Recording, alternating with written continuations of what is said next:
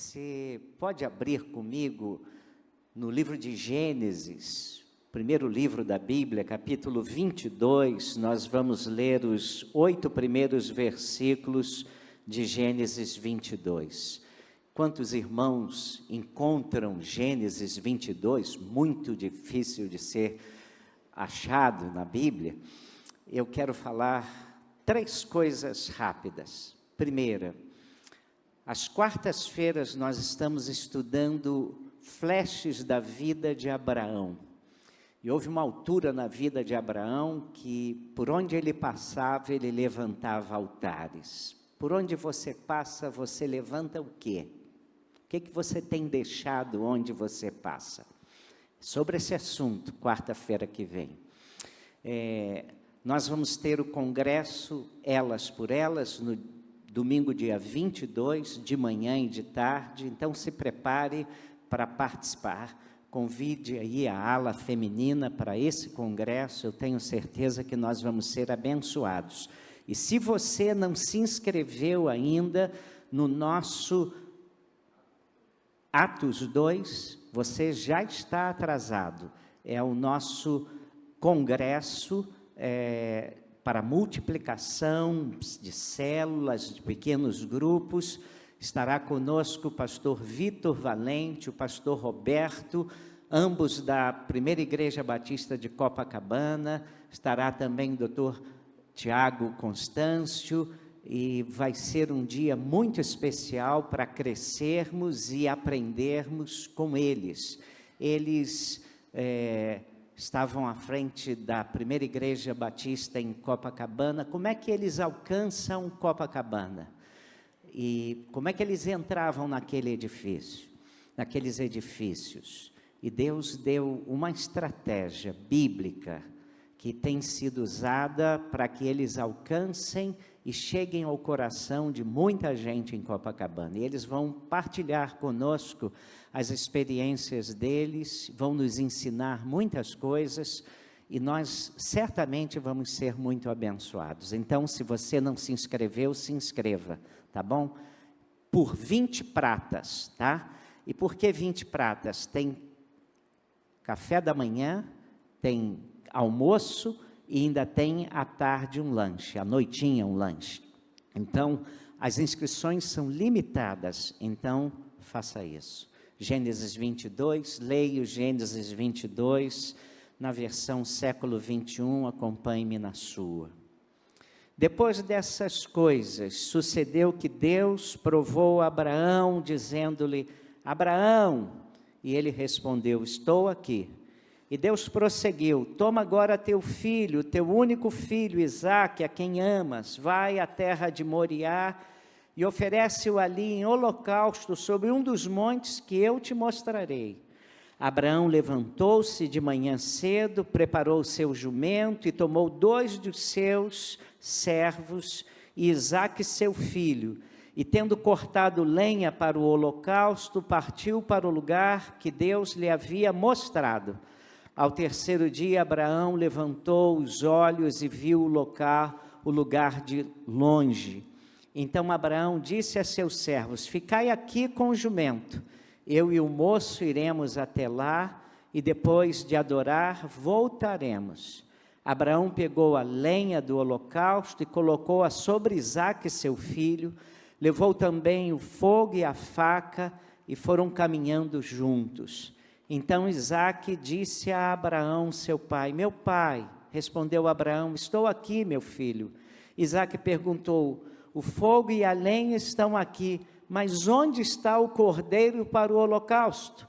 Abraão respondeu: meu filho, Deus mesmo proverá o cordeiro para o holocausto.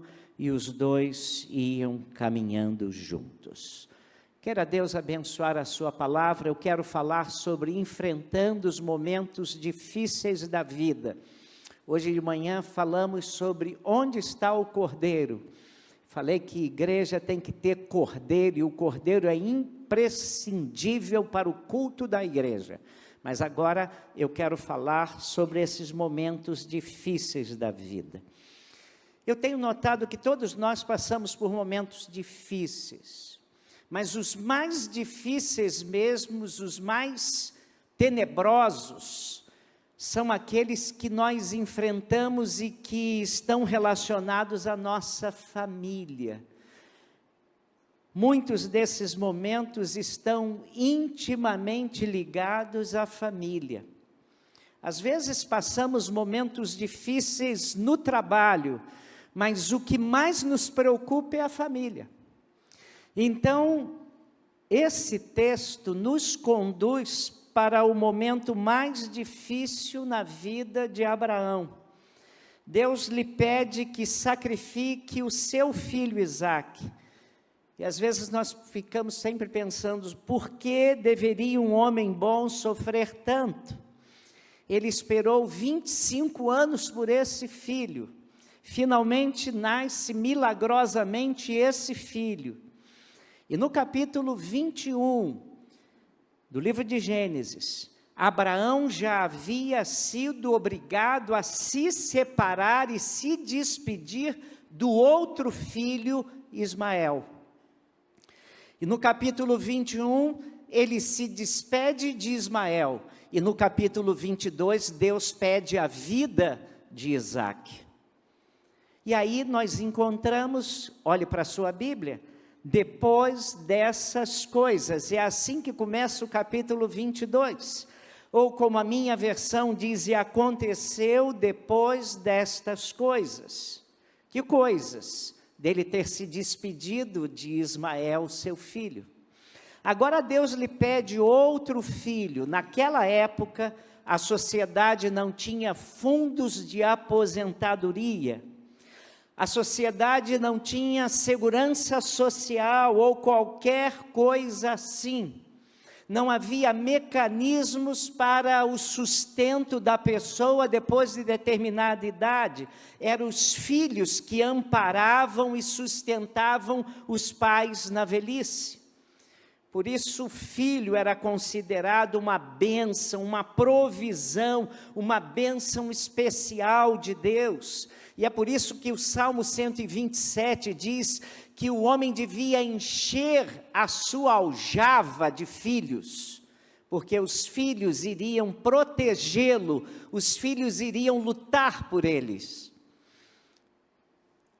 Mas veja, agora a notícia é que Deus quer tirar ambos, que Deus quer tirar o filho de Abraão dele. Paige Kelly, ele observou que no relato de Gênesis 22, do começo ao fim, não há uma única palavra desnecessária.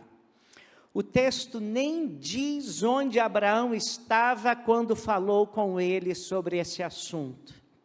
Aparentemente, a ordem de sacrificar o seu filho Isaque veio à noite, porque em Gênesis 22, versículo 3, olhe para a sua Bíblia, diz assim: Abraão levantou-se de manhã cedo.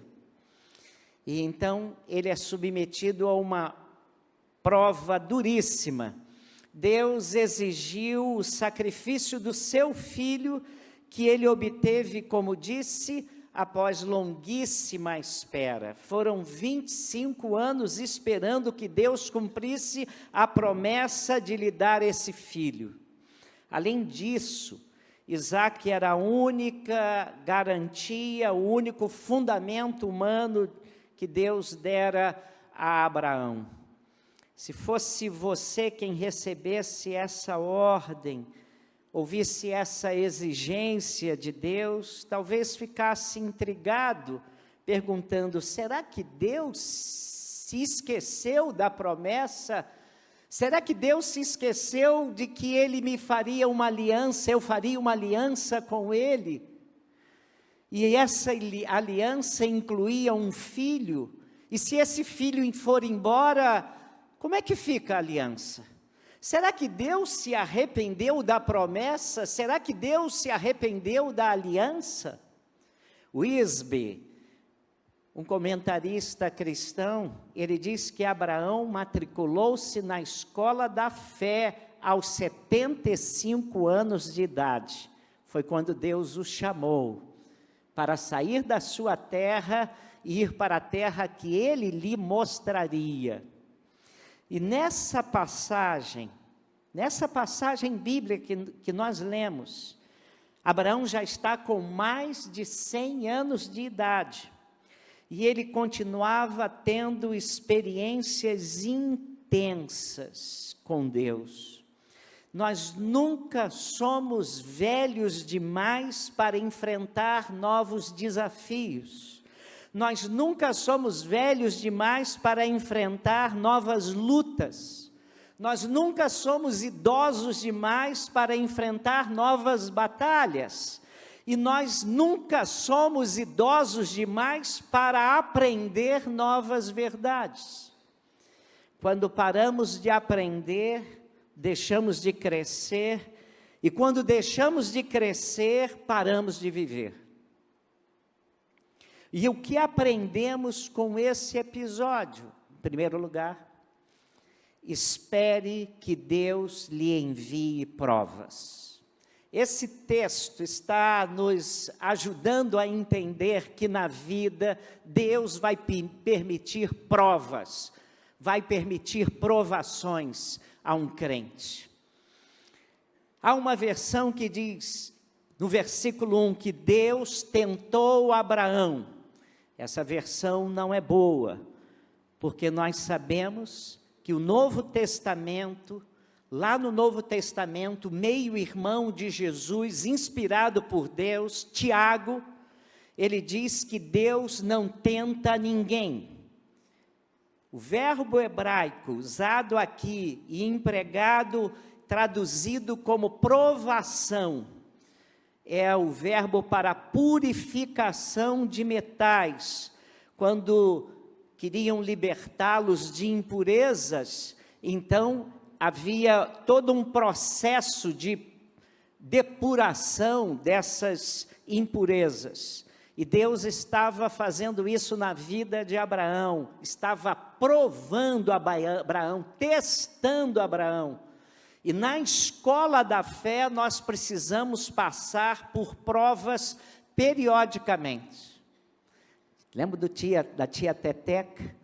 Lá na tia Teteca, ensino fundamental, ensino secundário, até na faculdade, nós passamos por provas periodicamente, na vida também.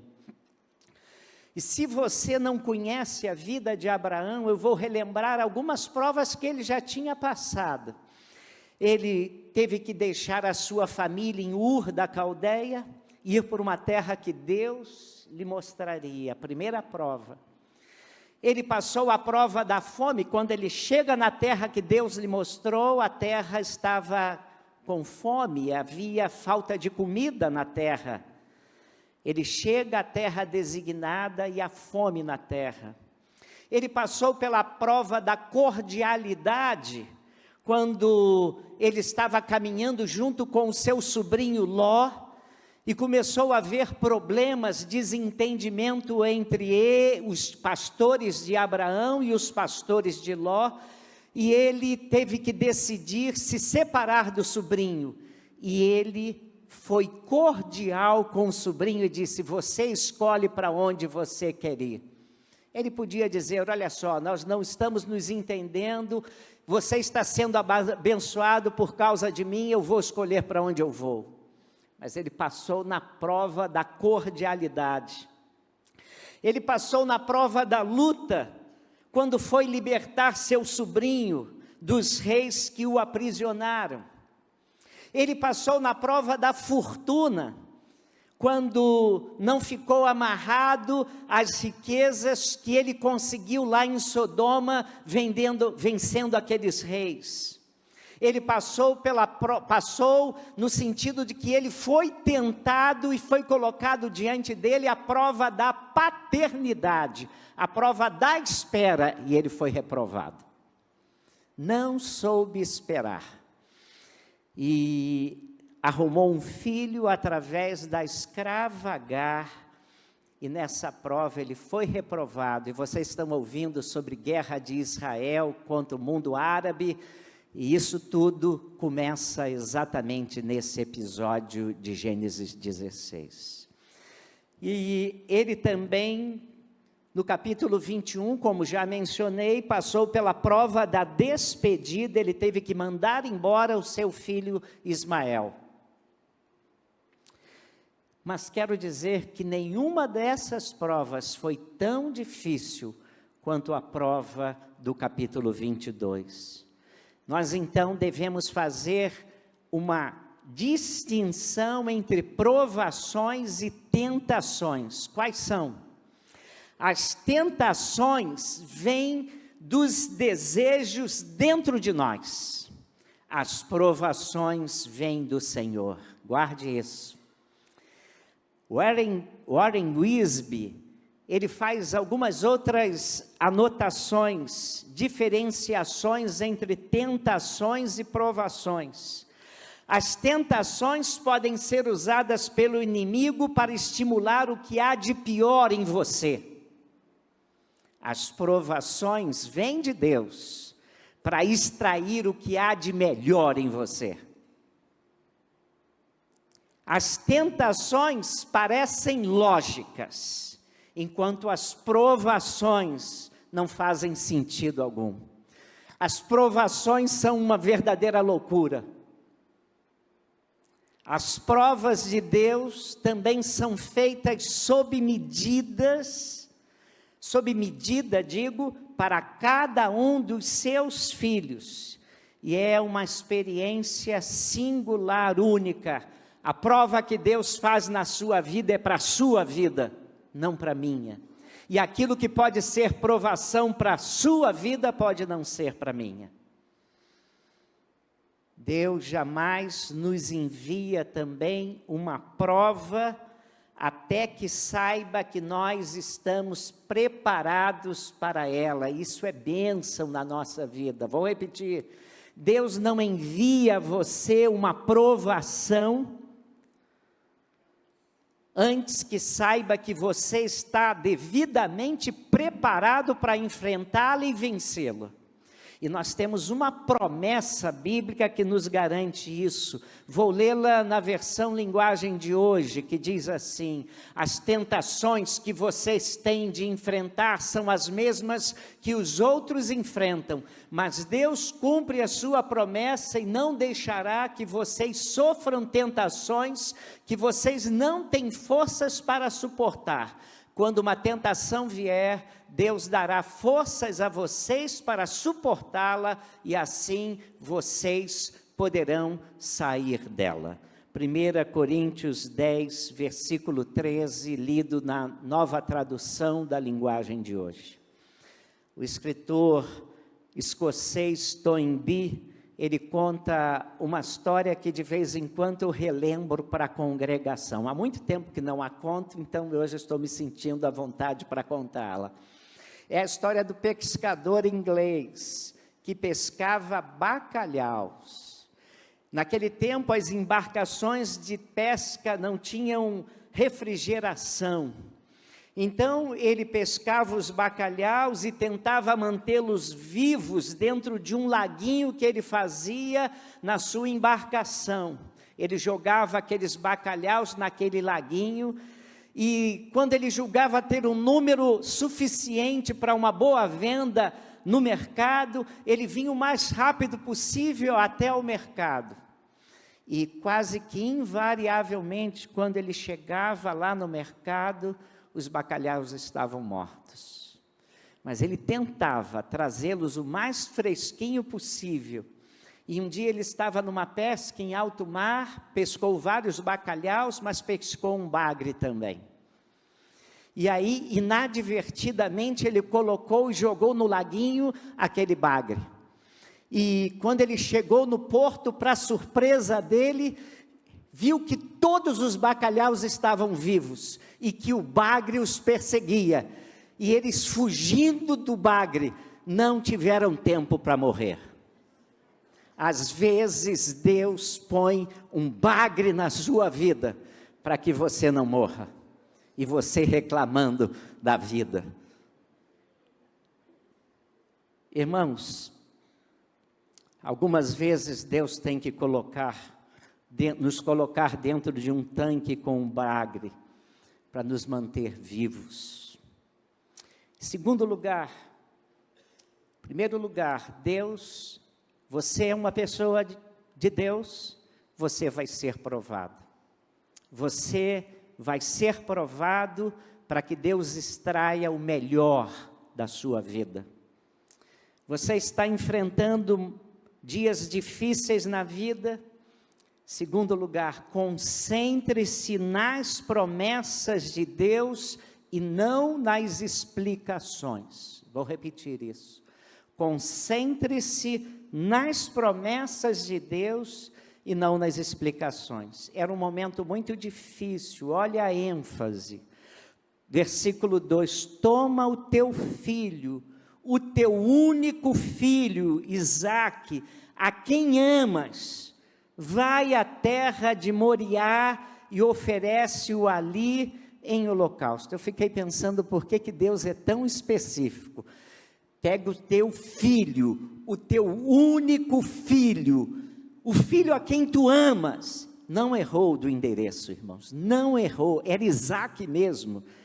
Deus não estava pedindo que Abraão oferecesse em holocausto um desconhecido, o que seria muito duro e ruim para um homem justo. Deus também não estava pedindo um filho dentre muitos filhos. Você podia dizer, mas é um filho, ele tem tantos filhos, mas seria muito ruim também. Cada filho nosso é importante, cada filho nosso é amado, não importa como eles sejam. Seria dramático.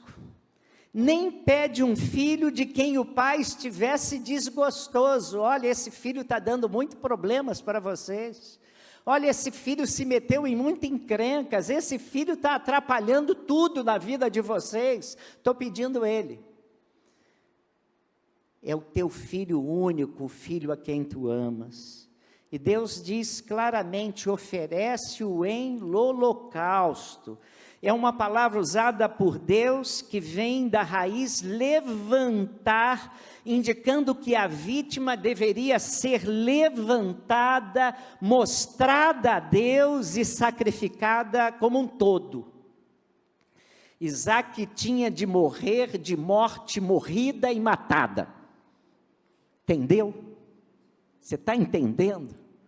Era para matá-lo de morte morrida. E pense como foi absurdo o pedido de Deus. Isaque, além de ser o único filho, era o filho da aliança, já disse isso, e o futuro da aliança dependia dele.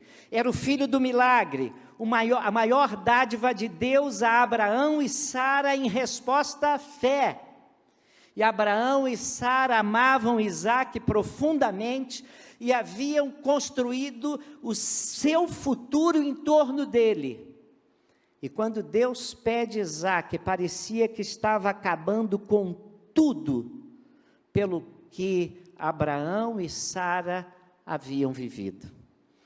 E quando Deus nos manda uma provação, normalmente a nossa primeira pergunta é, por quê? Não é isso? Vem uma situação difícil e Deus permite aquela situação difícil na nossa vida. Primeira pergunta, por quê? Segunda pergunta, por que eu? Né? A primeira é meio genérica, mas a segunda é, por que logo eu? Ô Senhor, queremos que Deus nos dê explicações. É isso. A gente quer, Deus, explica direitinho esse negócio aí que eu não estou entendendo muito bem, não.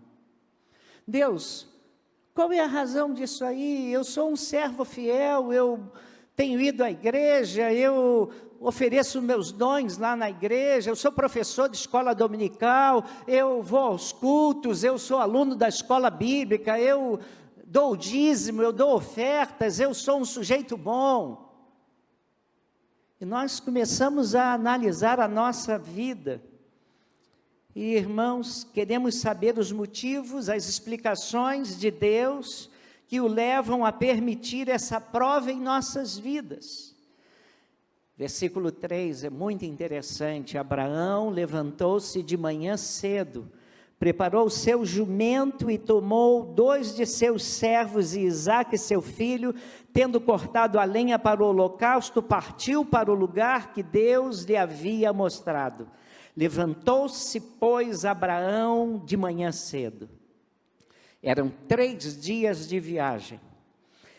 E Page Kelly, ele diz que era tempo suficiente para ele tentar a mente de Deus, ou para mudar de ideia e voltar para casa. Era o tempo suficiente para ele ficar falando para Deus: Deus, muda de ideia, ó Deus, eu não quero isso. E era tempo também suficiente para que ele dissesse: Deus, tchau, não vou fazer isso não. Cada passo que Abraão dava, trazia mais para perto a morte do seu filho. Mas Abraão não fez nada disso. Se a vida lhe ensinou alguma coisa, foi essa: podemos confiar em Deus até mesmo nos dias difíceis. Podemos confiar em Deus até mesmo nos dias em que nós somos provados. Podemos confiar nas promessas de Deus mesmo nos dias da provação. E isso é maravilhoso, sabe por quê? Eu disse para vocês que Page Kelly diz que não há uma palavra desnecessária nesse relato. Mas quando a gente, aqui às quartas-feiras, estudou sobre Abraão, quando Deus mandou que Abraão fosse para Canaã, saísse da sua terra e fosse para Canaã, ele foi para Canaã e houve fome em Canaã. Então ele, sem consultar a Deus, esticou até o Egito. E lá no Egito, ele começou a tramar. Ele disse: eu tenho uma mulher bonita, esses egípcios vão ficar de olho na minha mulher. Olha só, mulher, vem cá, não diga que é minha mulher não, senão eles vão me matar. E quando a gente age com fé, a gente não trama. A gente confia mesmo nas coisas mais duras. E a primeira coisa que Abraão fez foi tramar. Aí o filho estava demorando muito. E aí Agar foi a opção de Sara: já sei, vou arrumar uma mulher, uma serva, ela vai ter filho com Abraão e vai ser meu filho também. E ela também aprendeu a tramar e a não confiar. Como Abraão foi tentado a tramar agora, mas ele havia percebido que quando um crente deixa de confiar em Deus, mesmo diante de prova difícil, e começa a sair com tramas seus, ele se mete em encrencas piores. Ele começa a enfrentar situações piores. E Abraão tinha aprendido a confiar em Deus. E nessa hora já não há mais trama. Ele não busca uma segunda saída, segundo a sua sabedoria e segundo a sua inteligência. Abraão obedeceu porque, em experiência própria, ele sabia que Deus jamais entraria em contradição com as suas promessas, de modo que a Bíblia diz que ele se apegou à promessa de Deus, dada no capítulo 21, no versículo 12, olha o que é dito em Gênesis 21, 12, a tua descendência será reconhecida por meio de Isaque. Deus havia prometido isso a ele.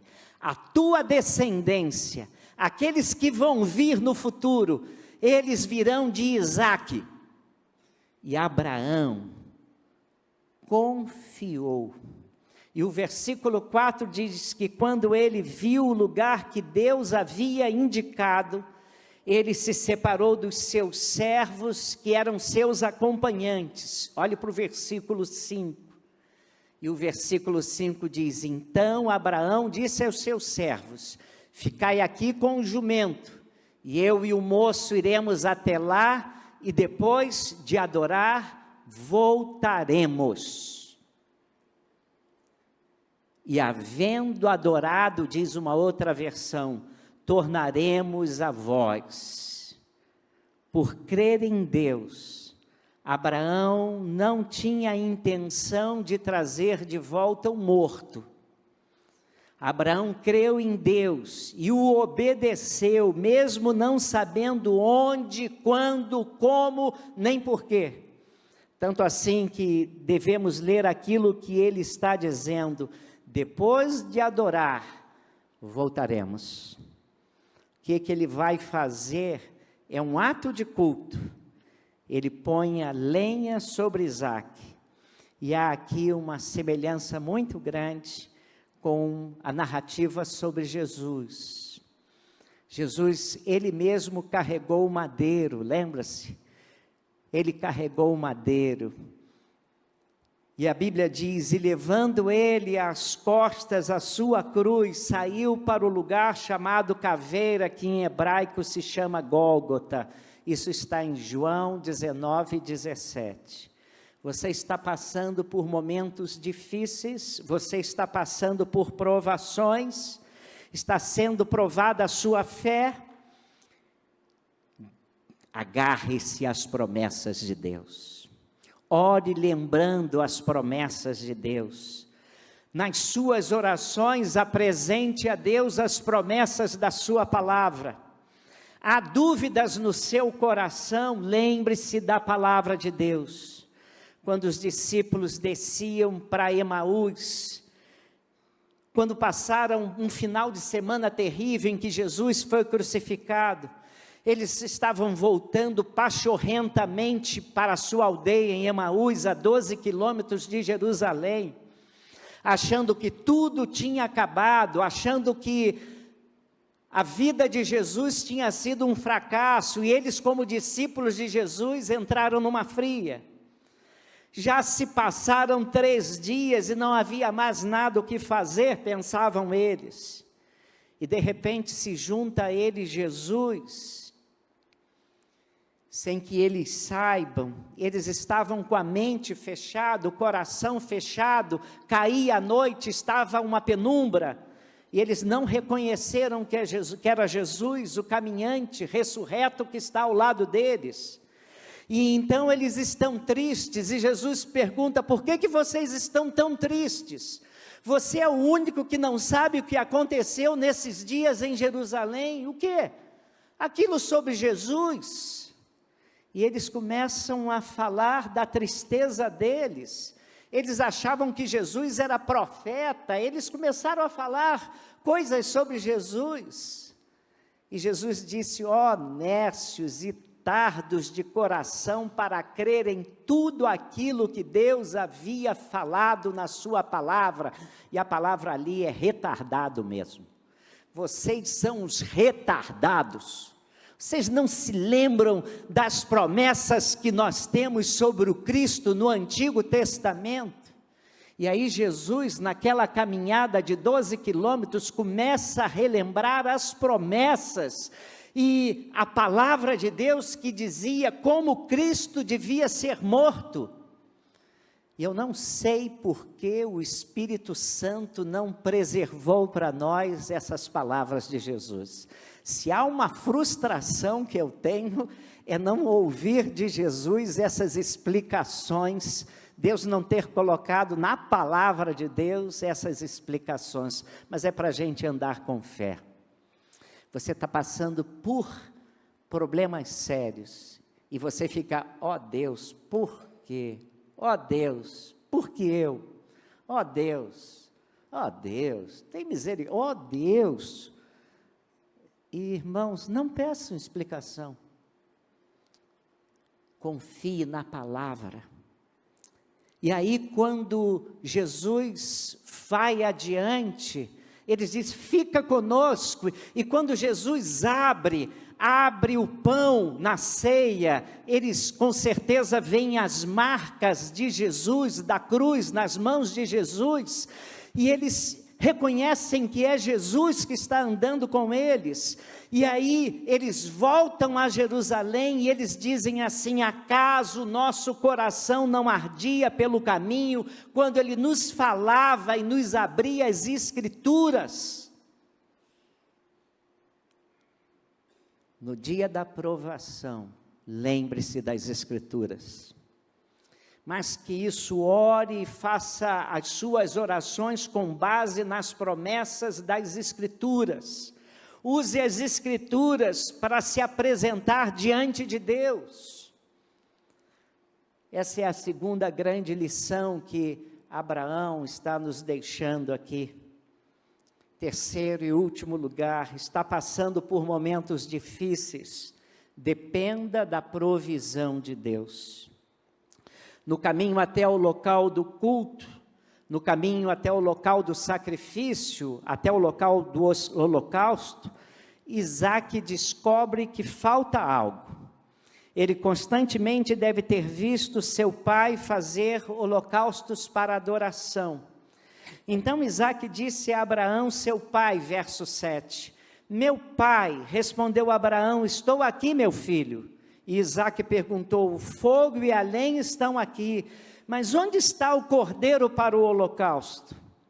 E você observará que a resposta a esta pergunta é a ênfase maior desta passagem. É o ponto central dessa passagem, versículo 8. Meu filho, Deus mesmo proverá o cordeiro para o holocausto. Deus proverá é a resposta. A resposta de Abraão lembra-nos de que há um Deus atento às nossas crises. Há um Deus que sabe das nossas provações. Há um Deus que conhece os nossos dias difíceis. Há um Deus que nos socorre em tempo oportuno. Por isso o escritor aos Hebreus nos diz, e olha o que ele diz, é maravilhoso, Hebreus 4, 15 e 16, porque não temos um sumo sacerdote que não possa compadecer-se das nossas fraquezas, mas alguém que a nossa semelhança foi tentado em todas as coisas, porém sem pecado. Portanto, aproximemo-nos com confiança do trono da graça, para que recebamos misericórdia e encontremos graça, preste atenção ao final, a fim de sermos socorridos no momento oportuno. Hebreus 4, 15 e 16. Ao subir o monte Moriá com seu filho, Abraão estava confiante de que Deus supriria todas as suas necessidades. Em que Abraão podia confiar? Certamente não nos seus sentimentos, porque os sentimentos de Abraão eram horríveis. Ele estava sentindo uma dor imensa dentro do seu coração ao pensar em sacrificar o seu filho no altar. Ele amava o seu filho, o único filho, mas também amava a Deus e desejava obedecer a Deus. Abraão também não podia depender das outras pessoas. Sara ficou em casa, e os 2 servos que o haviam acompanhado permaneceram no acampamento. E é muito bom quando os nossos amigos, os membros da nossa família, nos ajudam a carregar os nossos fardos. Mas há provações na nossa vida em que nós precisamos enfrentá-las sozinhos. Somos nós, diante da provação com a graça de Deus. Deus já havia ressuscitado o corpo de Abraão, podemos dizer assim, porque aos 100 anos, quando ele estava mortificado, como nos diz Hebreus 11, Deus concedeu que ele fosse pai de Isaque. E o escritor aos Hebreus afirma que ele cria que Deus podia ressuscitar seu filho. Se ele oferecesse o seu filho em sacrifício, Deus poderia ressuscitá-lo. Quando Deus anunciou que daria um filho a Abraão, e esse filho viria do ventre de Sara, o anjo do Senhor terminou essa notícia dizendo assim, acaso para o Senhor a coisa demasiadamente difícil? Gênesis 18, versículo 14. Fato é que quando chegaram ao lugar Abraão edificou o altar, dispôs a lenha, pôs Isaque no topo, e algumas pessoas perguntam, como é que ele conseguiu colocar Isaque no topo do altar? Pela força? Abraão já tinha mais de 100 anos de idade, era um homem idoso. Seria muito fácil um adolescente dar no pé, evadindo-se do local. Talvez tenha feito isso em cooperação com seu filho. E por fim ele toma a faca para matá-lo, matar o filho. E a maneira como Deus intervém é interessante. Versículos 11 e 12, preste atenção. Mas o anjo do Senhor bradou desde o céu, Abraão, Abraão, e ele respondeu, estou aqui. Então o anjo do Senhor disse, não estendas a mão contra o moço, não lhe faças nada, pois agora sei que temes a Deus, visto que não me negaste teu filho, teu único filho. Agora sei, diz Deus, diz o anjo, não que não soubesse antes, agora Deus sabia da conduta de Abraão, mesmo nos momentos mais dramáticos. Em momentos difíceis, ele agora sabia que a sua conduta seria de obediência a ele, Deus. Ele obedeceria a Deus em qualquer circunstância. E aí a gente canta, se Deus fizer, Ele é Deus, se não fizer, Ele é Deus, se o milagre vier, não é? Se não vier, não é? E aí a gente canta, se o milagre vier, Ele é Deus, se não vier, Ele também é Deus, e se não viesse? Para Abraão, se o não viesse, Ele era Deus, Deus da sua vida. Nos momentos difíceis, como somos tentados a desobedecer a Deus. Mas a vida de fé é um chamado ao sacrifício próprio. Hoje, muitas pessoas não entendem isso. Pensam que servir a Deus, ser de Jesus, significa uma vida fácil, uma passagem maravilhosa para o céu, ponto.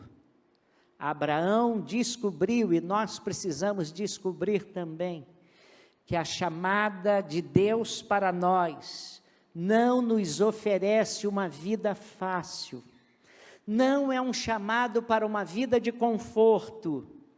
Ao contrário, o fato de sermos de Jesus, o fato de termos um compromisso com Deus, nos expõe a uma vida de maiores sacrifícios, às vezes maiores adversidades, às vezes maiores provas do que qualquer outra pessoa teria de enfrentar. Vida cristã não é só cantoria, não, irmãos. Vida cristã é obedecer, obedecer, obedecer, e mais uma coisa, obedecer. Fé é cumprir o que Deus ordena, e a Bíblia diz, sem fé é impossível. Os irmãos estão dormindo, eu vou repetir para os irmãos repetirem isso bonito. Sem fé,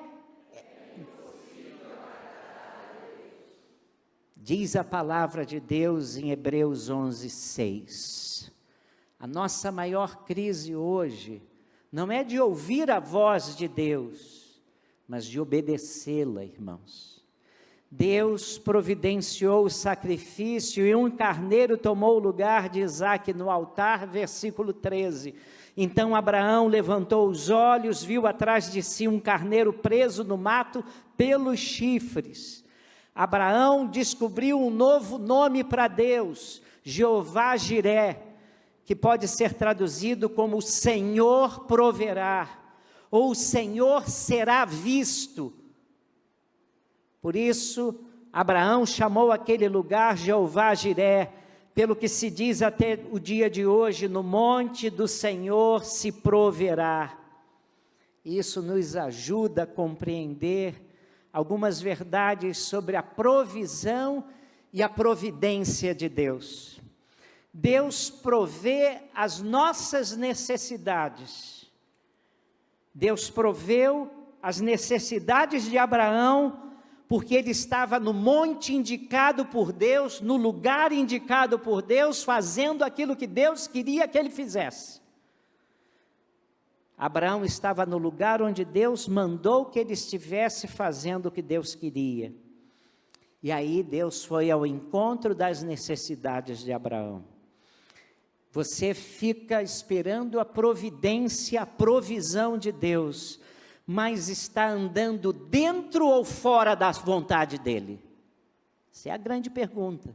Porque se você está andando em desobediência à vontade de Deus, é possível que essa providência não venha. Ela virá quando estivermos onde Deus quer que estejamos, fazendo a vontade dEle. E quando Deus enviará a provisão para as nossas necessidades, quando Deus nos dará respostas às nossas provações, quando é que Deus vai intervir nos nossos dias difíceis? Na hora em que precisamos, nem um minuto a menos, Ele vai intervir. Olhe para o que diz o escritor aos Hebreus, olha o que ele diz: portanto, vamos ler todos juntos? Portanto, aproximemo-nos com confiança do trono da graça, para que recebamos a graça, a fim de sermos socorridos no momento oportuno. É no momento oportuno, nem antes nem depois. Momento. Ele não diz na hora oportuna, ele diz no momento oportuno. Às vezes temos a impressão de que Deus espera até o último minuto para nos socorrer. Mas esse é um ponto de vista apenas humano. No momento oportuno, Deus nunca chega atrasado. Quando a Bíblia diz no momento oportuno, Deus não vem depois da hora. Deus vem na hora certa. Reparou que Deus providenciou uma saída para Abraão de uma maneira bem natural? Deus permitiu que um carneiro ficasse preso pelos chifres num arbusto, lá perto daquele lugar, para que Abraão pudesse alcançá-lo. Alguém disse, Abraão só necessitava de um animal, de modo que Deus não mandou um rebanho de ovelhas, mandou apenas um. A quem Deus concede a sua provisão, a quem Deus concede a sua providência? Aqueles que confiam nele e que obedecem às suas instruções. Para que Deus supre as nossas necessidades no momento oportuno? Para que a glória seja dele, para que eu glorifique o seu nome, para que eu dê testemunho de como Deus agiu miraculosamente na minha vida, para que a honra, a glória seja dele, não minha. Jeová Jiré, o Deus que provê, o Deus que aparece, é uma maneira também de interpretar essa expressão. O Senhor será visto. O Senhor será visto na sua vida, o Senhor será visto na sua aprovação, o Senhor será visto no seu momento difícil, e você vai glorificar o nome dEle. E para que Deus supre as nossas necessidades, para que Ele seja visto em nossas vidas. Há uma coisa que Abraão aprendeu naquele momento duro, na hora do sofrimento, da angústia, no dia mais difícil da sua existência. Há um Deus atento às nossas angústias. Deus verá, Deus aparece, Deus se deixa ver, Deus providenciará. É um Deus que se torna uma esperança para todos os aflitos, para aqueles que estão angustiados pela dor e o obedecem. Na verdade, deixa eu dizer uma coisa que tem que ficar muito claro: Deus nunca quis sacrificar Isaac. Vou repetir isso. nenhum momento passou pela mente de Deus sacrificar Isaque. Deus nunca pediu, o nosso Deus nunca pediu sacrifício humano. Às vezes é mais difícil viver por uma causa do que morrer por ela. Vou repetir isso. Viver por uma causa, às vezes, é mais difícil do que morrer pela causa. E aí eu provo a vocês, lendo Romanos 12, que diz assim: portanto, irmãos, exorto-vos pelas compaixões de Deus, que apresenteis o vosso corpo como um sacrifício vivo, não um sacrifício morto, um sacrifício vivo, santo e agradável a Deus. É para você viver uma vida santa e agradável a Deus, uma vida vivinha, oferecendo a Deus em qualquer lugar, em qualquer situação, a sua cara, dizendo: eu sou do Senhor. E não nos amoldeis pelo esquema desse mundo, mas sede transformados pela renovação da vossa mente, para que experimenteis qual seja a boa, agradável, perfeita vontade de Deus. Você está passando por um momento difícil, não tem esperança, não tem ninguém ao seu lado. Deus envia provas, e Deus permite provações. Então, se Deus está enviando provações, concentre-se nas promessas de Deus e não nas explicações. Se os amigos de Jó, em vez de tentarem dar explicações para o sofrimento dele, dissessem para ele: ó Jó, vamos nos lembrar das promessas de Deus, eles teriam sido uma bênção calados e falando.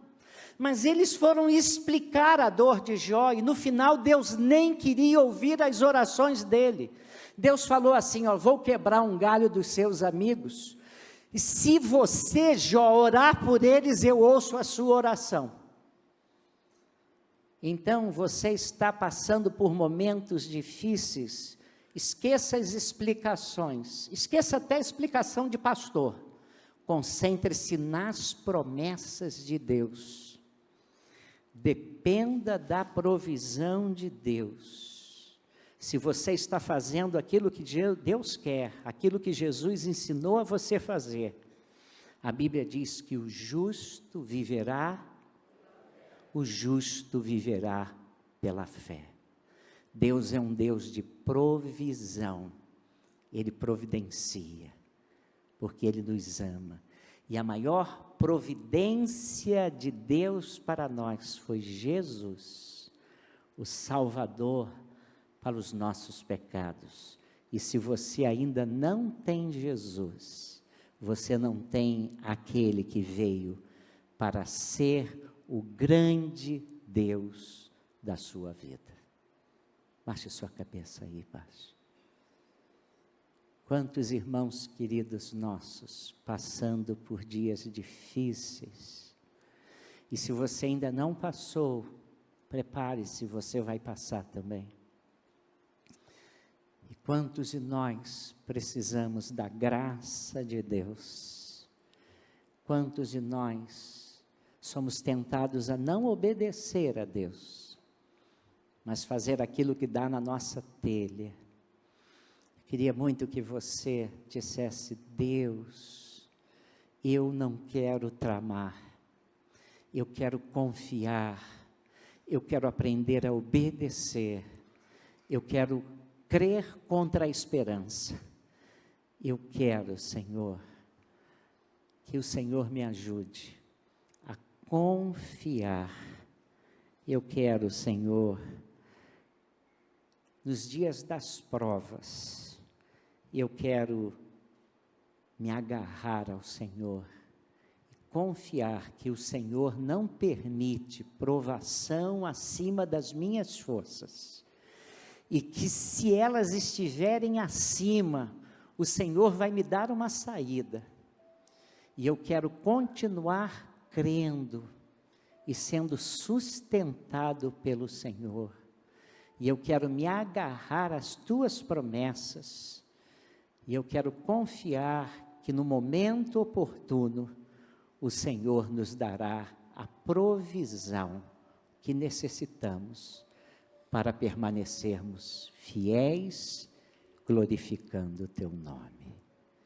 Ó Pai querido, que texto extraordinário para o nosso coração, que desafio para a nossa alma. Queremos sair daqui desse culto, ó Deus, glorificando o teu nome. Tu és o Deus que não estás alheio às nossas dores, às nossas angústias, aos dias difíceis, às provações. Obrigado porque o Senhor não envia tentação, mas as provações vêm, e o Senhor sabe calibrá-las conforme a nossa vida, a nossa fé, de sorte que ninguém precisa sair reprovado de uma provação. Mas, ó Deus, quando vencemos a provação, nós nos tornamos mais maduros, mais confiantes no Senhor, mais usáveis para a Tua causa, a nossa vida glorifica mais o Teu nome, as marcas do Senhor são mais notadas em nossas vidas. Ó Deus, nós tememos as provações, mas nós não tememos, temos medo do Senhor. O Senhor é bom, o Senhor é santo, os teus propósitos são sempre santos e para o nosso bem, de sorte, ó Deus, que se tu permitires provação, dá-nos, ó Deus, a perfeita confiança e entendimento de que o Senhor sabe o que está permitindo a nós. Na tua bondade, na tua santidade, o Senhor quer o nosso bem. Mas que isso, Senhor, ajuda-nos a nos lembrarmos e nos agarrarmos à Tua promessa, às Tuas santas promessas, e que elas sejam um bálsamo para o nosso coração, fortaleza para a nossa fé, e a gente aprenda a descansar nelas, até que venha no momento oportuno a Tua bendita providência, a Tua bendita provisão. E isso glorifique o Teu nome e traga bênção para a nossa alma. É o pedido que fazemos em nome de Jesus. Amém, Senhor. Vamos